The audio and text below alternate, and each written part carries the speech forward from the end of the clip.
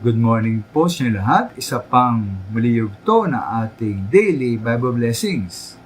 Pamagat po na ating arayong umaga ay mag-encourage tayo. Mag-encourage tayo. At yung aminin maminamahal kumisan ay hindi tayo masaya, di po ba? At yung nga para tayong feeling down. At nais po natin at maganda sana kung may isang mag-encourage sa atin. Kung ganun po ang nais at kailangan natin, ganun po ang nais at kailangan ng iba. Kung malungkot at feeling down sila na tulad natin. Kaya tayo nga po ibinigyan ng tungkulin sa Biblia na mag-encourage ng iba. Ay sa Nasalika 5:11, biroon, dahil dito, palakasin ninyo ang loob ng bawat isa. At magtulungan kayo tulad ng ginagawa ninyo ngayon.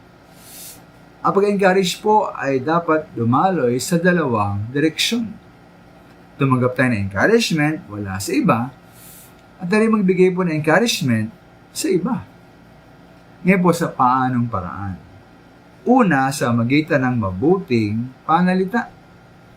Ay nga sa Wikaan 2:25, ang kabigaran sa puso ng tao ay napapahukot, ngunit ang mabuting salita ay nagpapasaya.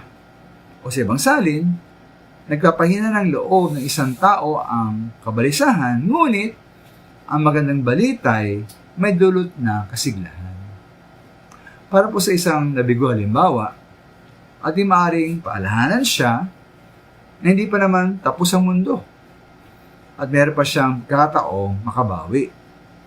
Dapat lang niyang gawin ay matuto mula sa maaaring pagkakamali at kabiguan at sumubok muli. Ikalawang paraan po ng pag-encourage ay ang panalangin.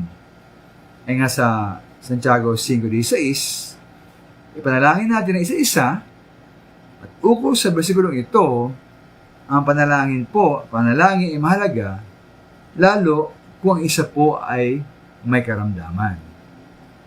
Ikatlo po ay sa Roma 12:15, makitangis tayo sa mga tumatangis.